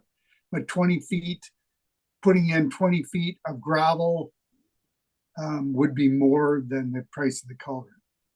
So that would be 2 parking spots or 2 1/4 parking spots, something like that. So, yeah. Well, thanks, Mike and everyone. I think, cognizant of the time and the fact that we're not going to be able to resolve all of our parking issues tonight, that, yeah, I know, John, you're going to have to get a new chair. This just isn't working out. But great discussion, great points. We've got a very cooperative Ministry of Transportation, staff and representatives. I think that we and now that Mike is transitioning, from his position, and dedicating himself pretty much full time to Bamfield. Happy to do that. You just got to run it by a couple other people. But on a serious note, Mike is going to be in a position and recognizes our needs, and this is exactly the kind of project that we can sink our teeth into. So thank you for that. Let's move ahead. This is under 8. We've already dealt with 8B, the Bamfield water interruption. So we're going to go ahead to item number C, Bamfield Water Systems 2024 annual report. And I assume that's Eddie again. Bye, everybody. Thanks, Mike. Take care. Yes, thank you, Bob. That's me. I'll speak briefly to the annual report, and then take any questions from the group. So 2024, as the system has since the water treatment plant has come on board, have met and exceeded all water quality targets. Nothing has changed there. Les works hard with the system and at the plant and does an excellent job ensuring that all levels are continuously monitored and kept on point. So that's fantastic. I think when we look at the numbers, there's a couple things to flag. Cost per customer was down in 2024, which is always a nice thing when you look at that bottom line. When we look at the water loss, as Bob Schmidt mentioned earlier, the unaccounted for water loss was up from 2023, so up to 37% from 17%. I think there's 2 large breaks, one in August and one in November, that contributed largely to that number being kind of where it was. Both were on the submarine line. And overall, those kind of contributed to that.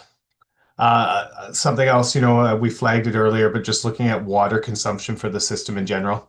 When we look at the summer months, we saw a huge increase in July and August. And I think some of that was potentially that loss or that leak, in the line getting to the point where we had to notice it. But it also speaks to the large volume of people and the population increase within the community. So I think that's something that we can continue to expect to increase. Be interesting to see what the numbers are like this year, though, as we look. Just a couple other things, and I'll just jump right down then to the projects completed in 2024, and let anybody in the committee flag anything else that they feel is necessary. We saw the completion of the pump house control panel replacement. That was a large project, that has greatly increased the operations within the system. The reliability, the control of the operations of the pump house are much improved. I think if you talk to Les, it's a much more consistent operation, allowing him to kind of play with the pump settings a little bit more effectively. And then the West Bamfield submarine line replacement project, the design and permitting took place for a large portion of 2024. So we worked through the complete design, Part A, as Brandon mentioned, of the system, of the construction services contract. And then continued to work through that Department of Fisheries and Oceans permit. Brandon, just kind of something that wasn't mentioned earlier, he told me, we were talking today, and he said he has a project in Prince Rupert that's going through a DFO process, and it's taken 3 years. So this project, like, we've talked to DFO, and they said they are working to expedite it on their end as much as they can. They set up pre-authorization meetings with us ahead of the letter yesterday to let us know what it would be so we could get started on it. So they are cognizant, and thanks to Huu-ay-aht First Nations and the members of the committee and the Bamfield Community Affairs Group for writing those letters and kind of expediting that and putting a little bit of pressure on DFO. I think that has definitely helped. When we look forward to projects that are going on this year, reservoir cleaning was originally a 2024 project, but it has been moved to 2025. So we'll be doing that this year. I believe they will be out next week to inspect the reservoirs, and then we will clean them in the fall. We're looking to potentially remove a couple danger trees that are up above the water treatment plant. In fall last year in 2024, we had a tree fall and near the water treatment plant. And luckily just kind of knocked down a little tunnel between the two of the containers. So Les was able to repair that, but it just kind of flagged the need to be aware of how close some of those trees are to our treatment plant. We have a long-term, our finance team is working on a long-term financial strategy for the system. So hopefully we get that done in the second half of 2025, and that will help us move forward with a capital replacement plan, looking at the long-term infrastructure replacement, actually working out a plan. Now that we have one of the largest pieces of infrastructure completed or getting completed, it'll be nice to kind of look at what's next. And then as we discussed at our last meeting, we have the water operator contract tender. So that contract is set to expire at the end of August this year. So we will be getting out a tender for that contract any time now. So again, you have all had the report. I'll leave it with you. If you want any questions, I'm here to answer them. Thank you, Eddie. Go ahead, Bob. What a surprise, eh? First of all, excellent report, Eddie. Really appreciate it. I think I said the same thing last year. I think this is such really useful information to have. A couple questions I had, then I had a comment. The contribution to capital, is that out of the rate base, or is that out of the tax base where we contribute the 770 with the target of the 1294? So when we look at our budget, when we have our revenues for the system, it contains both the taxes and the water rates. They go into kind of that bucket, and then those are used for any of the system expenses. So then when we work through, we set our budgets. We set kind of an estimate of what our sales of service or quarterly fees will look like, plus our taxes. And then we set a rough idea of what our expenses will look like. And then when we get to kind of that point, we can kind of set what we need to set to capital off of kind of the both of them, if that makes sense. They both kind of go into the revenues. So there's contribution from the rates as well as the tax going into the maintenance of the water system. Would that be correct? Correct. And related to that, not that I mind paying less taxes or lower rates, but why is that contribution to capital, the 770, so much lower when that's the recommendation of, it's roughly $500 lower? How is that decided, and what sort of long-term impact does that have not meeting that target? Yeah, I think when we look at the target and the long-term target set within the asset management plan, and it looks at the long-term capital replacement costs of all system infrastructure, and really kind of use various formulas to cost it out at what it will cost when we're 20 years down the line for the replacement, so to speak. So what it is that the amount we want to see set aside, or what the asset management plan says we set aside, and then what we actually set aside. It's very typical in water systems and all infrastructure to kind of have a gap there between what needs to be set aside and what is. When we look at kind of long-term, what the implications are, we have abilities. There are ways that we can kind of bridge that gap as we move forward. We have grants, as we've seen with the West Bamfield submarine line. It's a good way to replace infrastructure. With that gap, we can continually look at rates and adjusting rates as we move forward to kind of increase that. So there's some of the mechanisms. I'm sure Jenny will want to jump in here and kind of provide a little input as well. Eddie, I think you did a great job. Essentially, the other thing I would mention is, we are cognizant of the capacity for residents to pay. Right. So that is what limits where we put that. And when we're setting the financial plan, we obviously discuss that with the director, and we make those decisions. And we would like to make it be higher, but we also cannot set it above what is the paying capacity for the community. Okay. And now just a quick comment. I think this is generally a good news story like it was last year. I'm really glad that you're going to be making it available on the website and in utility bills. I thought maybe, and correct me if I'm wrong, maybe I'm confusing, but I thought maybe last year you may have done a bit of a presentation in front of community affairs, because I think it's good to get a lot of this information out there. And even just to answer questions like, the thing that I flagged, the 37%, I was a little distressed by that, but you provided a really reasonable explanation for it. So from that standpoint, it gives people the opportunity, much larger sample size than John, Bob, and I kind of know what's going on anyways in the community, to be brought up to speed on this kind of thing.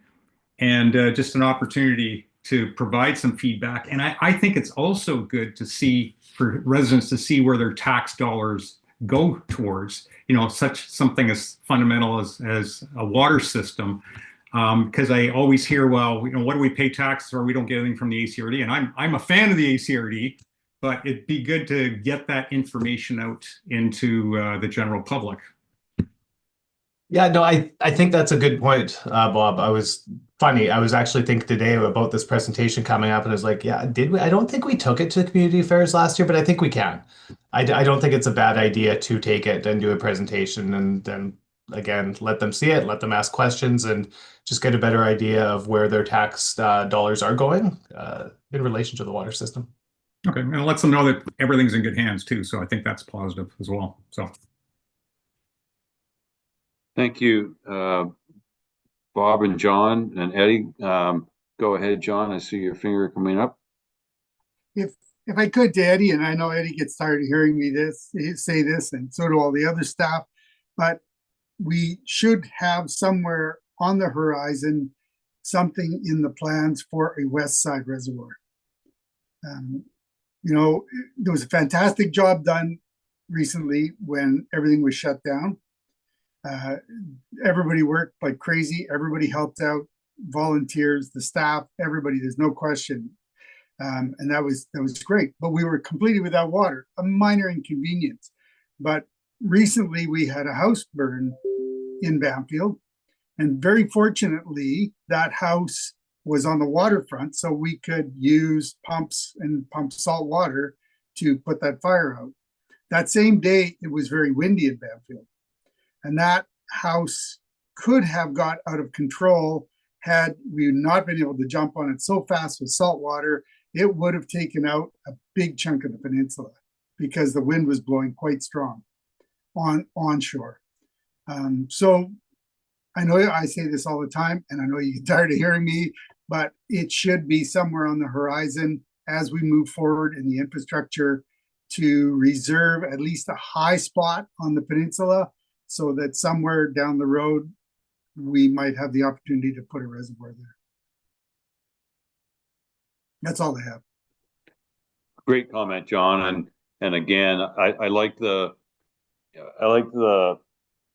visioning from a standpoint of, let's make sure we got a spot for it. Let's start to create that kind of dialogue. Let's use development charges and DCCs to contribute to that type of infrastructure stuff. So we're possibly looking at development of one of the highest spots on the peninsula. It might be a good time to reserve, half an acre of land or an acre of land for the purpose of somewhere long after I'm gone, but there'd be a reservoir there. Excellent. Eddie, Jenny, you've taken notes about that conversation. Thank you. All right, carrying on. Our last report is Jenny, I believe, on Bamfield Waste Management Services and Cost Analysis. Yes, thank you. Best for last, of course, right? So I wanted to give a summary on waste in Bamfield. The key point here really is the rising costs. So I know you've all read the report, and I just wanted to really instill what we're trying to look at here and why this is important. So last year we focused on the east side hauling contract, and we bought bins in order to try to mitigate some of those costs, because we saw them going up and up and up. We see similar challenges with the west side garbage situation. And so this is across the board. We've got a nice chart in there that sort of shows the waste costs.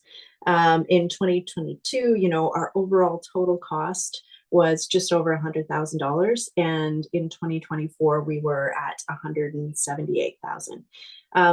we're going to see what that looks like once we've got the east side costs down. It's hard to say because we're working through that and we haven't got a full summer under our belt.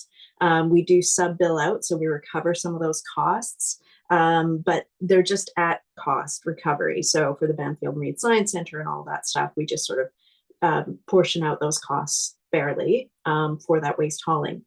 The transfer station maintenance has gone up a little bit, and that's understandable because it really does require the time and energy, as well as a bit of the cost is to do with actually maintaining and upgrading the facility itself. So it's doing well. We do see an opportunity to address maybe some of the costs on the west side. So we've looked at a lot of these issues, and over the years, we've tried to implement lots of solutions. But we've also been increasing taxes, and we're very sensitive to this very small population group that has to carry these costs. So in 2022, the taxes were $60,000, and we were subsidizing from the other area. We've increased this by $20,000 each year to $100,000. And, we're still subsidizing these costs, but I think one thing that we need to focus on is trying to reduce those costs. So we want to look at options. We think there's a few things that might provide savings for us. One of them is looking at different marine transport. So do we, instead of having the Lady Rose haul those bins all the way back to Port Alberni, do we look at alternate options that might just take it over to the east side, which then could be hauled out by truck? Will that be cheaper? We need to dive into the details. Another thing that we've looked at recently, because with the Lady Rose being under retrofit, what we decided to do was to just suspend service on the west side. And that was a huge cost saving. So when we come back with more details, we'll tell you what that cost savings was, and then what that might look like if we do look at maybe reducing service levels for the west side in the winter. It's hard to say because I don't know how well that went for the community, how much of a hardship. The reason that we decided to do that is a lot of feedback we heard is that, well, that's what we always used to do anyhow on the west side, was that you take it, you haul it in, you haul it out. And so people were accustomed to bringing things back to the east side transfer station. And maybe we just need to put specific bins on the east side or do something else to facilitate that. The other thing we thought we could look at is organics. So if we just have less garbage and we're diverting, organics is a good option, because if we can manage that in Bamfield, create some useful soil without increasing wildlife attractants, then that's less material being hauled out of the community, which could be a cost savings. Continue additional diversion. So stewardship programs often do fund that. We're not seeing it so much in Bamfield, and we want to have some more discussions with Recycle BC and the other stewardship programs to see if they don't have more funding available because of the proportionally higher cost. We want to look at that. And then we also want to look at opportunities to work with ISWATAG.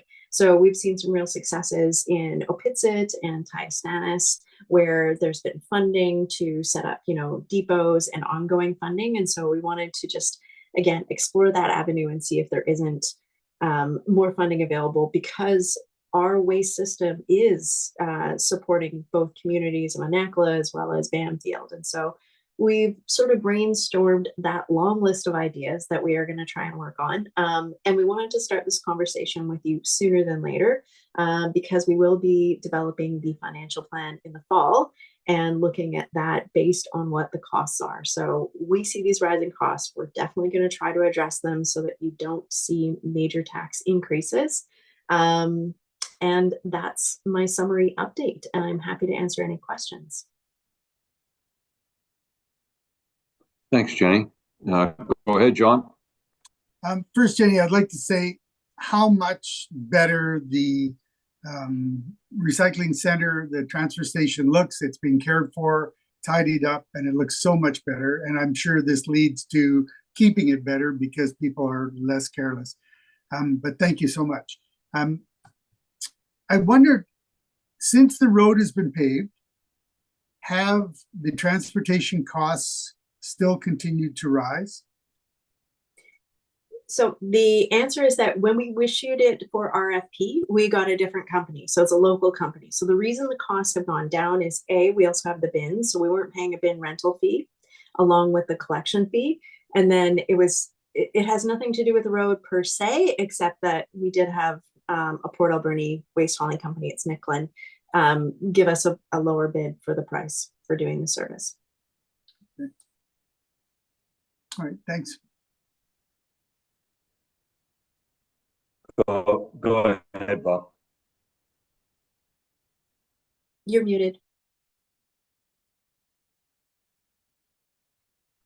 Sorry, missed the toggle.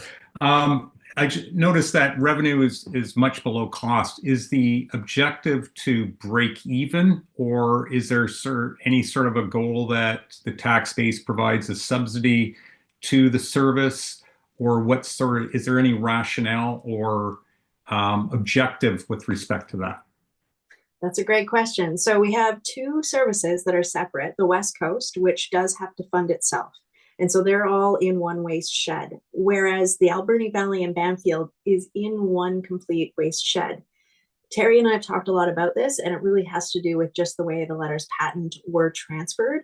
It is a bit of a financial nightmare when we're in our accounting software, to be honest. And in theory, the Bamfield waste service should be self-sustaining.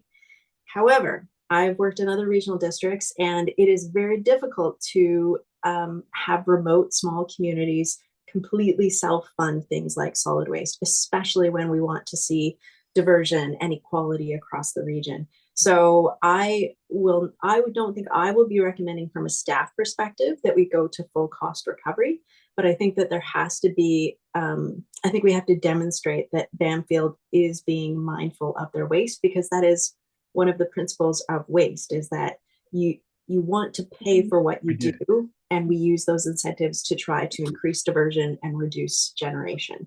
So there has to be some kind of responsible financial component to it. So are we being subsidized, or is that coming from our tax base? Arguably you are. So where we get the difference of that money, so we tax in Bamfield, and in the Alberni Valley, we collect revenue from the tipping fees. And the tipping fees are either paid for by your collection hauling firm, so you're paying someone to pick up garbage, or you're paying for it at the landfill. And those are full cost recovery, and they pay for everything to landfill, to recycle, to everything for solid waste. So it is the landfill tipping fees that are providing the subsidy to Bamfield. Okay, and I just want to echo John's comment that the transfer station looks really good. It's really being well maintained, and really a big improvement. Looks really good. Thank you. So I have a question, Jenny. On the west side, we have commercial operators and we have residents. In the past, we've talked about, the commercial using the dock, the west side dock, and disposing of their cardboard along with the residents, and there doesn't seem to be a division there between, and I can't help but think that some commercial operators would have more waste than a resident would. And then when I look at, and it's exciting, there's some new entrepreneurs over there that are doing great work, and it's wonderful to go into their establishments and have a meal and stuff, but that's just adding to perhaps the potential imbalance there. Just talk to us a little bit about that. So I would love to, because in a municipal setting, you have different tax classes, and you've got residential and commercial. And in a regional district, we don't have that capacity, because that would have been a tool we could have used, but we don't have it. So we can't just say the commercial tax rate for this service is X and the residential is this. And so we can't have a differential tax rate. So it is just taxes based on assessment, and that's it. I think your point is accurate. It is tourism and demand driven, which generates waste. So for sure, that also comes with revenues, which is good. And again, it should be paying for itself.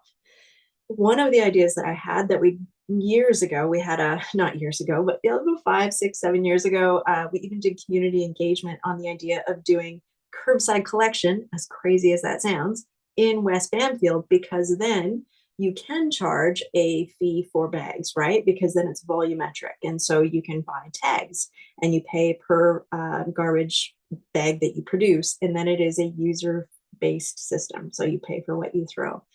That was not well received, and it is something we could consider again, but I don't know if it will be well received. And I worry, it's always going to be a challenge, the commercial residential divide. Technically, commercial recycling is not allowed at the transfer station. That is really difficult to police. And so we do our best to give information, but whether that's sliding in or not, we really don't know. I don't have a good answer for you, Bob, but it's the problem that I've been trying to solve, and I'm open to ideas and suggestions.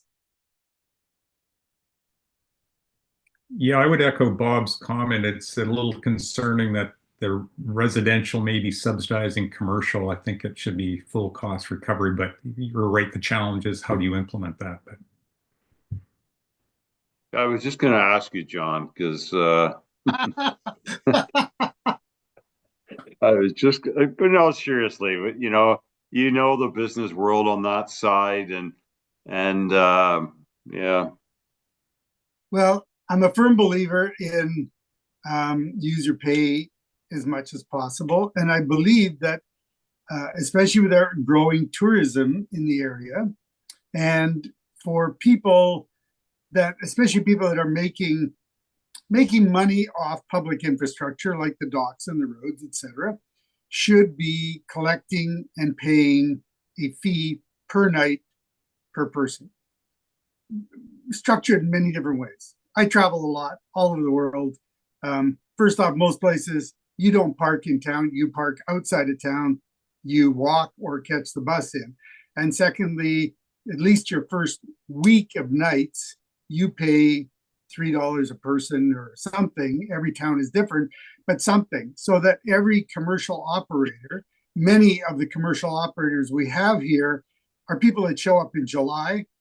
They scoop $50,000 or $80,000 fishing charters or whatever it may be, and then they're gone. They don't contribute in any way, and so we need to establish a fee from businesses per some way put together per person or per bed night or whatever, whether we do it through the restaurants or we do it through the accommodation, of which most is illegal anyway, or half is illegal.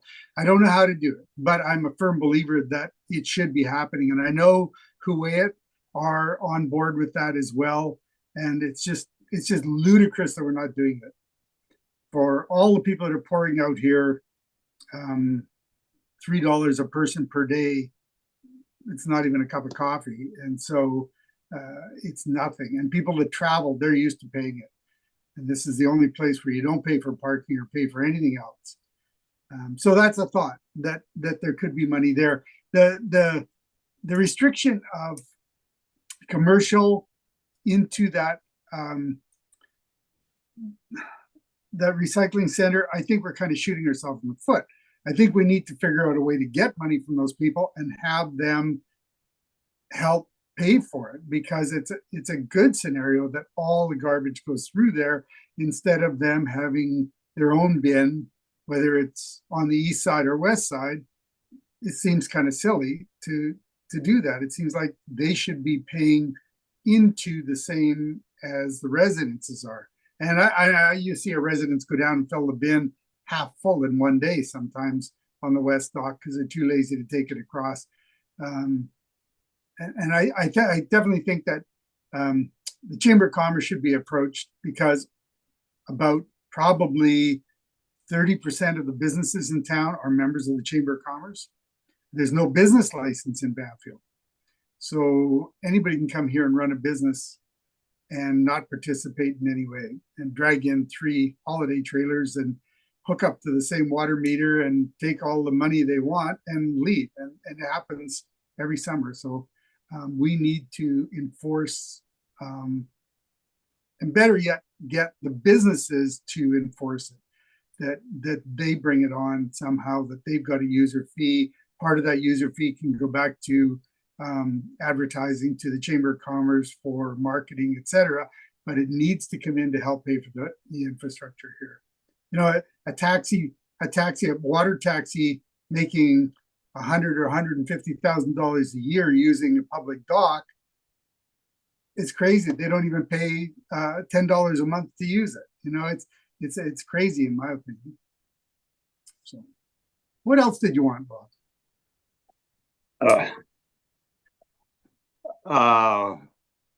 Yeah, I was just going to mention that I had a meeting with Pioche today from the Hawaii Economic Development Officer, and we were discussing the MRDTs, and Hawaii, if you'll recall, had brought up another proposal about a year ago that did not go over well. But now they're looking at the MRDTs, which is and establishing a board that would be made up of all of the communities. And so that's exactly what you're talking about. But my concern, as Jenny's concern is, I'm sure, is that I know in talking to Marnie and Kevin at the Mercantile, I believe they pay for their own bin.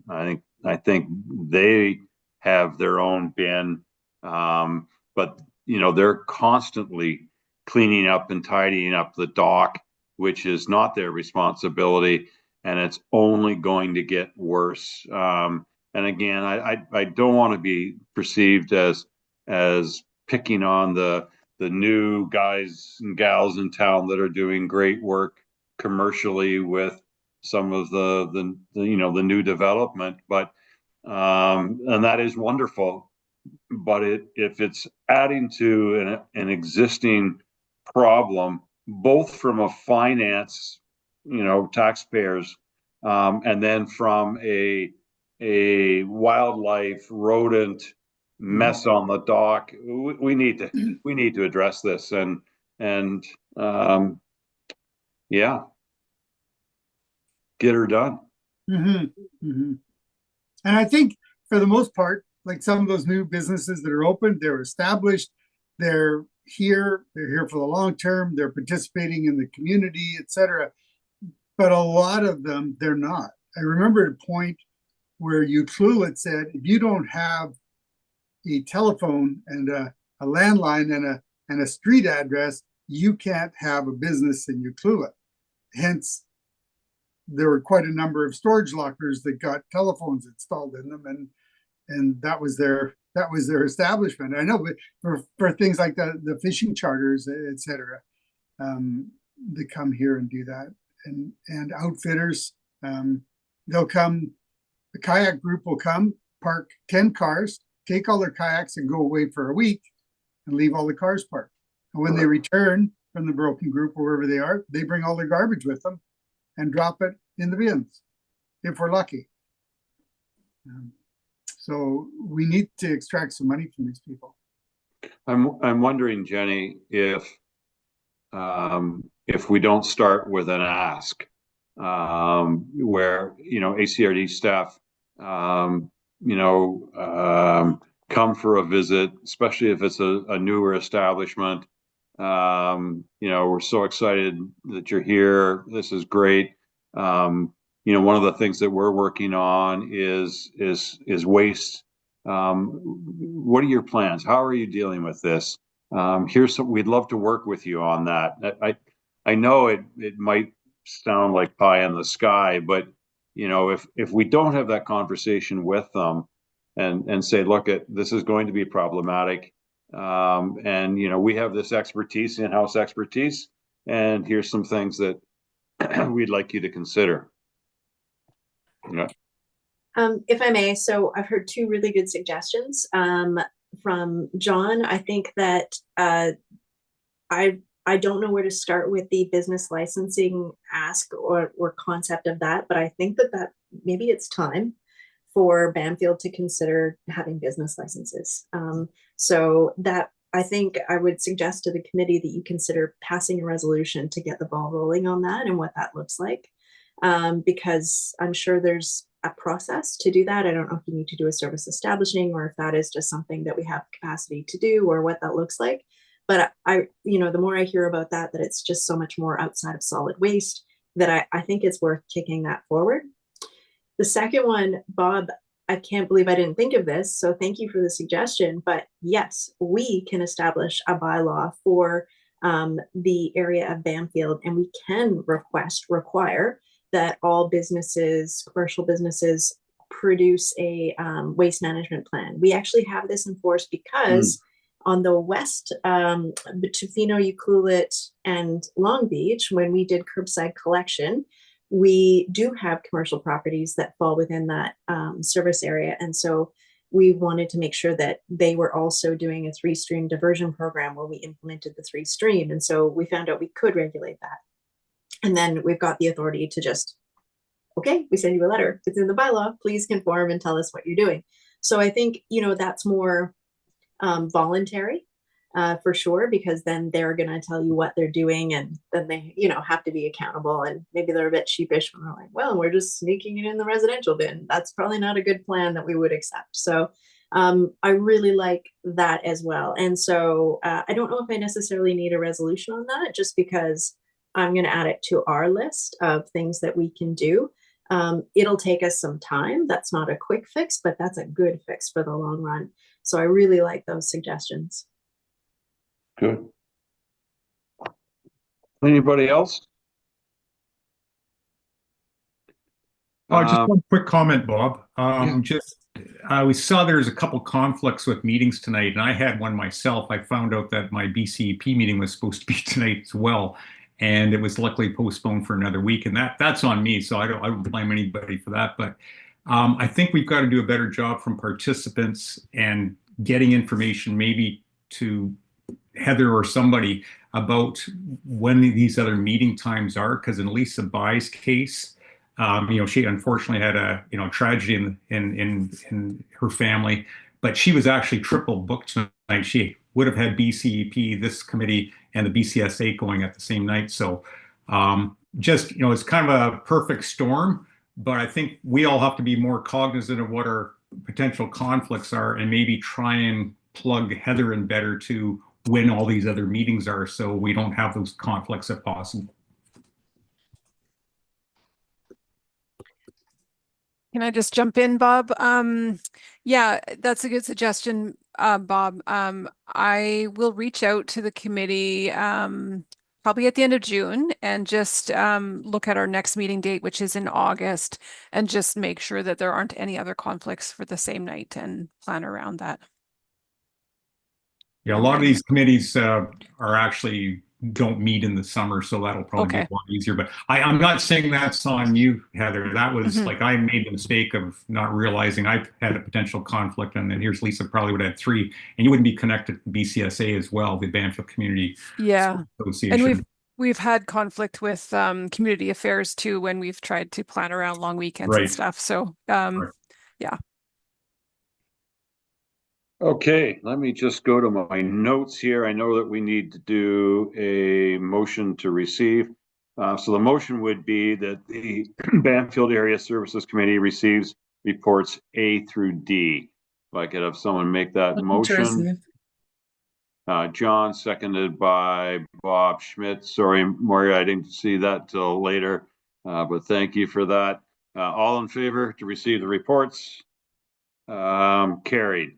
Heather, is there, under section 9, is there any late business? And item number 10, question period. Is there anything from those participating in Zoom meetings or email to the ACRD? Let me just do a quick check. No questions in Zoom and no emails received. Thank you. So just before I ask for a motion to adjourn, again, this was I won't say an overly lengthy meeting, but we've all sat through some really good discussion tonight. I think we've got some marching orders and some tangible goals, which I value and appreciate. And again, I just want to thank staff and committee members for your time tonight. I really do value it. So a motion to adjourn. Everybody, and that's passed. Good night, everyone. Thank you very much. Have a wonderful week. Thanks, everyone. Everyone. Good night. Good night.